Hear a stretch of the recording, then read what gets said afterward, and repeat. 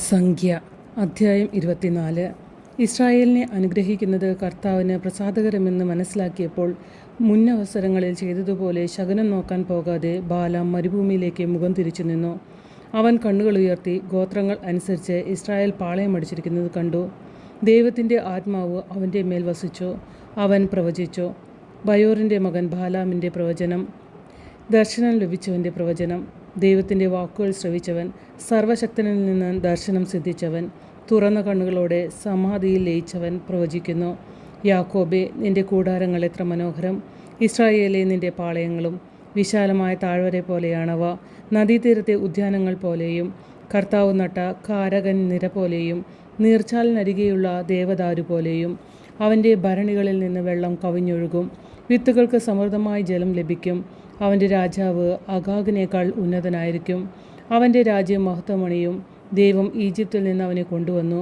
അവന് കാട്ടുപോത്തിൻ്റെ കരുത്തുണ്ട്. ശത്രുജനതകളെ അവൻ സംഹരിക്കും. അവരുടെ അസ്ഥികൾ അവൻ തകർക്കും. അവൻ്റെ അസ്ത്രങ്ങൾ അവരെ പിളർക്കും. സിംഹത്തെപ്പോലെയും സിംഹിയെപ്പോലെയും അവൻ പതുങ്ങിക്കിടക്കുന്നു. അവനെ ഉണർത്താൻ ആർക്ക് ധൈര്യമുണ്ടാകും? നിന്നെ അനുഗ്രഹിക്കുന്നവൻ അനുഗ്രഹീതൻ, നിന്നെ ശപിക്കുന്നവൻ ശാപഗ്രസ്തൻ. ബാലാമിനെതിരെ ബാലാക്കിൻ്റെ കോപം ജ്വലിച്ചു. അവൻ കൈ കൂട്ടിയിടിച്ചുകൊണ്ട് പറഞ്ഞു, എൻ്റെ ശത്രുക്കളെ ശപിക്കാൻ ഞാൻ നിന്നെ കൊണ്ടുവന്നു. എന്നാൽ 3 പ്രാവശ്യവും നീ അവരെ അനുഗ്രഹിച്ചിരിക്കുന്നു. അതിനാൽ നിന്റെ ദേശത്തേക്ക് ഓടിക്കൊള്ളുക. വലിയ ബഹുമതികൾ നൽകാമെന്ന് ഞാൻ വാഗ്ദാനം ചെയ്തിരുന്നു. എന്നാൽ കർത്താവ് നിനക്കത് നിഷേധിച്ചിരിക്കുന്നു. ബാലാം അവനോട് പറഞ്ഞു, നിന്റെ ദൂതന്മാരോട് ഞാൻ പറഞ്ഞില്ലേ?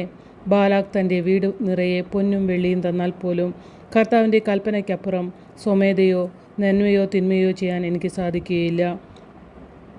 കർത്താവ് അരുളി ചെയ്യുന്നതെന്തോ അത് ഞാൻ പറയും എന്ന്. ഇതാ, എൻ്റെ ജനത്തിൻ്റെ അടുത്തേക്ക് ഞാൻ മടങ്ങുന്നു. ഭാവിയിൽ ഇസ്രായേൽ നിൻ്റെ ജനത്തോട് എന്തു ചെയ്യുമെന്ന് ഞാൻ അറിയിക്കാം. ബാലാം പ്രവചനം തുടർന്നു. ബയോറിൻ്റെ മകൻ ബാലാമിൻ്റെ പ്രവചനം. ദർശനം ലഭിച്ചവൻ്റെ പ്രവചനം. ദൈവത്തിൻ്റെ വാക്കുകൾ ശ്രവിച്ചവൻ, അത്യുന്നതൻ്റെ അറിവിൽ പങ്കുചേർന്നവൻ, സർവശക്തനിൽ നിന്നും ദർശനം സിദ്ധിച്ചവൻ, തുറന്ന കണ്ണുകളോടെ സമാധിയിൽ ലയിച്ചവൻ പ്രവചിക്കുന്നു. ഞാൻ അവനെ കാണുന്നു, എന്നാൽ ഇപ്പോഴല്ല. ഞാൻ അവനെ ദർശിക്കുന്നു, എന്നാൽ അടുത്തല്ല. യാക്കോബിൽ നിന്നൊരു നക്ഷത്രം ഉദിക്കും. ഇസ്രായേലിൽ നിന്നൊരു ചെങ്കോലുയരും. അത് മൊവാബിൻ്റെ നെറ്റിത്തടം തകർക്കും. ഷേത്തിൻ്റെ പുത്രന്മാരെ സംഹരിക്കുകയും ചെയ്യും. ഏദോം അന്യാധീനമാകും. ശത്രുവായ സേറും. ഇസ്രായേലോ സുധീരം മുന്നേറും. ഭരണം നടത്താനുള്ള യാക്കോബിൽ നിന്ന് വരും. പട്ടണങ്ങളിൽ അവശേഷിക്കുന്നവർ നശിപ്പിക്കപ്പെടും.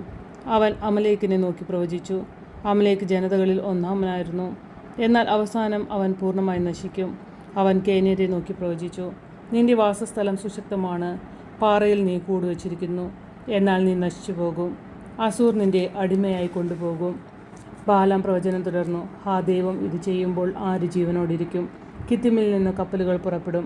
അസൂറിനെയും ഏബറിനെയും പീഡിപ്പിക്കും, എന്നാൽ അവനും നാശമടയും. ബാലാം സ്വദേശത്തേക്ക് മടങ്ങി. ബാലാക്ക് തൻ്റെ വഴിക്കും പോയി.